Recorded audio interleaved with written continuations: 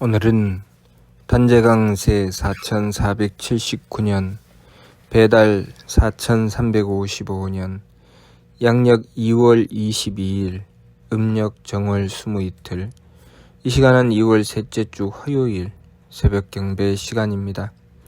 이번 주에 한백음께서 주신 말씀은 정성의 힘이 크니 두려워 말라 라는 말씀입니다. 우리가 한백음께 정성 들여야 함을 말씀하시는 것입니다. 우리의 삶의 행복은 어디 있는가? 우리 삶의 행복은 천궁에 있습니다. 우리가 이 세상에서의 부귀영화를 통해서 행복을 얻고자 하지만 그것으로는 행복할 수 없습니다.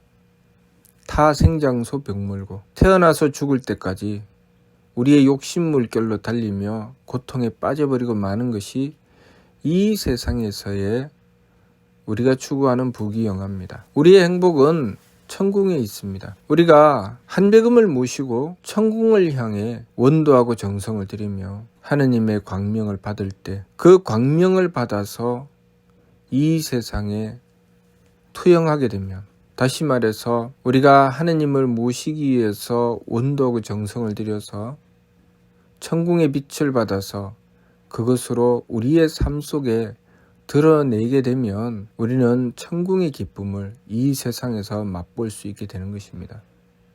그것이 진정한 행복이죠. 하나님께서 우리를 이 세상에 태어나게 하심은 우리가 마음을 쓰고 기운을 쓰고 몸을 쓰라는 뜻을 우리에게 주신 것입니다. 그래서 마음을 주시고 기운을 주시고 몸을 주셨죠. 마음과 기운과 몸을 어떻게 써야 되느냐? 하느님이신 한백음을 모시기 위해서 써야 됩니다.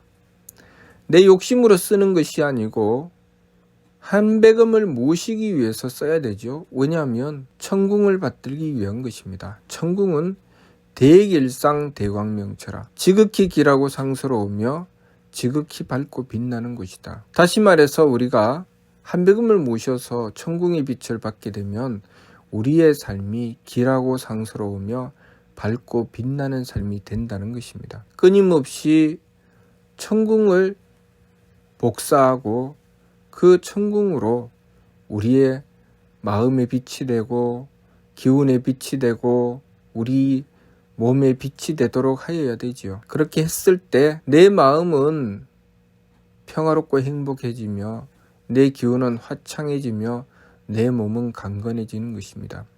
또 천궁의 빛이 우리의 삶 속에 비쳤을 때 가정은 경사스러워지는 것이고, 천궁의 빛이 이 사회에 비쳤을 때 이 사회는 번영하고 발전하며 서로가 돕고 화합하며 배려하는 사회가 되는 것입니다. 우리가 욕심으로 달리게 되면 욕심으로 가정을 이루고 욕심으로 사회를 이루고 욕심으로 국가 간에 서로 대하게 되면 어떻게 될까요? 욕심으로 가정을 이루면 그 가정이 서로를 욕심으로 대하게 될 것입니다.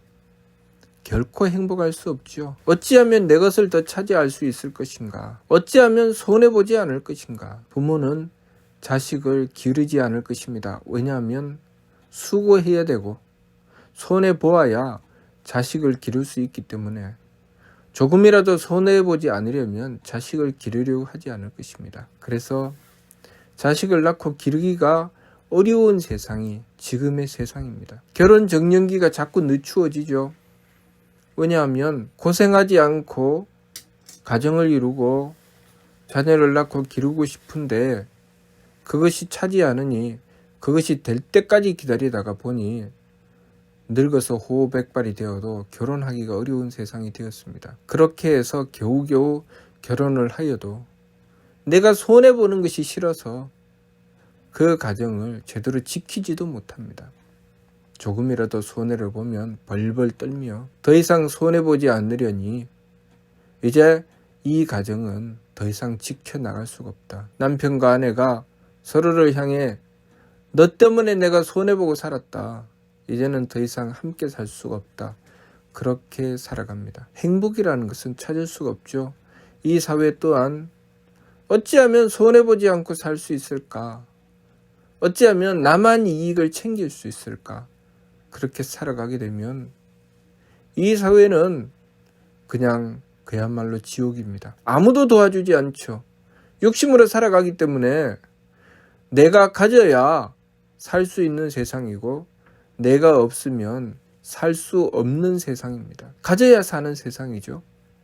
없는 자는 도무지 살 수 없는 세상, 그것이 욕심으로 살아가는 세상입니다. 아무도 도와주지 않습니다. 그러니 내가 남을 도와주는 것도 손해보는 일이라 경계하게 되고 또 남의 도움을 받으려고 기대하지도 말아야 됩니다. 그것이 욕심으로 살아가는 세상입니다. 그러나 우리가 한배금을 모시고 천궁의 빛을 받게 되면 너도 나도 도우려고 합니다. 조금이라도 내가 도울 곳이 있을까? 조금이라도 내 힘이 될 만한 곳이 있을까? 그것을 찾아서 내가 해야 될 일을 행하려고 합니다. 도와주려고 하지요. 그런 마음으로 가정을 이루게 되면 부모는 마땅히 자녀를 길러냅니다. 손해보는 것 두려워하지 않습니다. 당연히 내가 해야 될 일이고 내가 조금이라도 힘이 되어 줄 수 있다면 최선을 다해서 힘이 되어 주려고 하죠. 자녀는 어떨까요? 자녀도 부모를 대하며 내가 부모님께 조금이라도 힘이 될 수 있다면 내가 어떤 손해라도 감수하겠습니다. 라고 생각하고 부모를 대합니다. 이익을 생각하는 욕심의 세상이라면 욕심으로 부모를 대한다면 결코 할 수 없는 짓을 하게 되죠. 내가 얼마든지 누릴 수 있는데 내가 얼마든지 편안하게 살 수 있는데 그 편안한 것을 버리고 힘들고 어렵지만 부모님을 모시려고 하고 부모님을 배려하려고 합니다. 지금 이 사회는 어떤가요? 그 짓을 하지 않습니다. 내가 힘들기 때문에 부모는 모시지 않고 일단은 양로원에 보냅니다. 내가 힘들기 때문에 부모님은 부모님의 삶이 따로 있고 내 삶이 따로 있습니다. 그래서 부모를 모셔야 한다고 하는 자녀는 결혼에 있어서 가장 꼴찌 순서가 되는 것이죠. 부모님을 모시고 살아가고 싶다. 너는 하기 싫다는 뜻이구나 라고 합니다. 제사를 지내야 된다. 아유 그렇게는 못 삽니다 라고 합니다. 무엇을 위해서 살아가고 있는 것입니까? 직업이라는 것은 왜 가집니까? 오로지 내 욕심을 채우기 위해서 직업을 가지는 것. 직업이라는 구조 자체는 남을 배려함이 있습니다. 내가 무엇인가를 행해서 남을 배려했을 때 그 배려의 대가로 내가 그만한 보상을 받는 것이 직업입니다. 의사가 되었으면 의사로서 고통받는 환자를 구하는 것, 환자를 배려하여 그 환자를 질병의 고통으로부터 건져주는 것이 의사가 해야 할 일입니다. 그러나 그것을 욕심으로 행하게 되면 이익을 따지게 되면 어떻게 할까요? 그 환자가 돈이 되어야 됩니다. 그 환자가 의사를 잘 먹고 잘 살고 편안하게 해주어야 됩니다. 그 환자가 빨리 병이 나으면 의사는 먹고 살 길이 없지요. 그러니 재빨리 병을 고쳐주는 것보다는 어찌하면 돈을 더 많이 벌 수 있는 길이 있을까? 돈을 더 많이 버는 길로 추구하게 됩니다.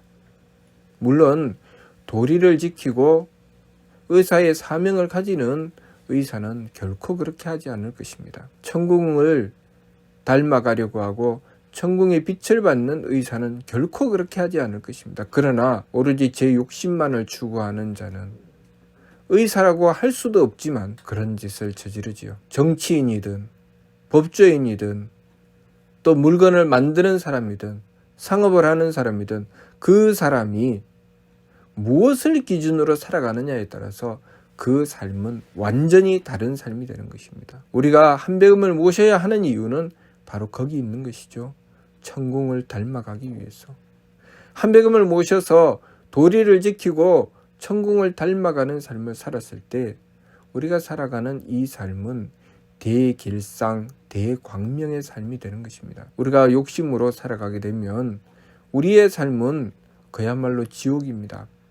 아무도 도와주지 않습니다. 나도 도와주지 않고 상대도 나를 도와주지 않습니다. 만일 도움이 필요하다면 빼앗아야 됩니다. 내가 가진 것이 없는데 지금 당장 무엇이 필요합니다. 내가 바꿀 만한 것도 없습니다. 가진 것이 없어서 죽을 것 같습니다.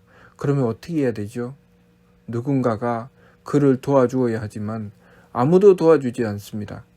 그 자는 빼앗는 수밖에 다른 길이 없습니다. 이 세상에 범죄는 넘쳐나게 될 것입니다. 범죄가 넘쳐나다가 못해 나중에는 전쟁이 일어날 것입니다. 이 나라에서 부족하고 모자라는 것이 있어서 저 나라에 손을 내밀어도 그 나라는 도와주지 않습니다. 그 나라가 자신들이 필요한 것을 얻으려면 방법은 전쟁을 일으켜서 빼앗는 수밖에 없습니다. 온 세상이 도둑놈 세상이 됩니다. 그 도둑놈을 막으려고 또 무기를 들고 그들을 짓밟고 그들을 죽이려고 합니다. 그렇게 서로 싸우고 다투니 온 세상이 전쟁의 북새통이 되고 그야말로 생지옥이 됩니다. 우리가 무엇을 위해서 살아야 이 세상이 정말 평화롭고 행복해질까요? 무엇을 위해서 살아야 우리의 가정이 행복해질까요? 우리의 자녀들을 어떻게 가르쳐야 합니까? 우리의 자녀들을 욕심으로 가르치는 것이 오늘날의 세상입니다. 더 많이 가져야 한다. 남들을 짓밟고 일어나야 한다. 많이 가진 사람들끼리 어울려 살고 못 사는 사람들은 외면해야 된다. 그래서 잘 사는 아이들끼리 서로 어울리고 못 사는 아이들은 외면합니다. 그렇게 사는 세상, 지옥을 만드는 세상입니다. 우리의 자녀들을 지금 그렇게 가르치고 있습니다. 잘못된 가르침이죠. 무엇을 위해서 살아야 하는지 가르쳐야 합니다. 우리는 한백음을 모시고 천궁을 닮아가며 천궁에서 서로를 돕고 배려하며 상대를 위해서 살아가는 그 법칙, 그 이치를 받들어서 이 세상에 적용하고 그것으로 이루어 나가야 합니다.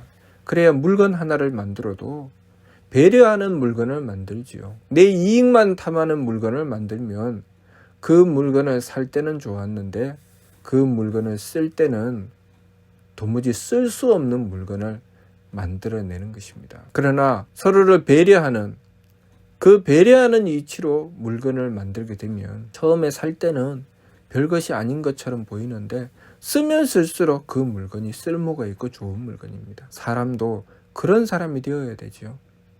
겉모습은 허름한 것처럼 보이지만 그 사람을 대하면 대할수록 사람이 진국이고 참으로 인격이 높고 훌륭한 사람이 그런 사람이 되어야 됩니다. 우리가 남자와 여자가 만나서 서로 결혼을 하고 살아가면 살아갈수록 서로에게 장점을 보게 되고 서로를 만난 것을 기뻐하고 그렇게 점점 살아가면 살아갈수록 더욱더 행복해져야 그 삶이 굳건한 가정을 이루고 행복한 가정을 이루어내는데 처음에 만났을 때는 좋아서 죽고 못 살다가 살아가면 살아갈수록 상대의 단점만 보이고 내가 저런 사람하고 왜 만났을까?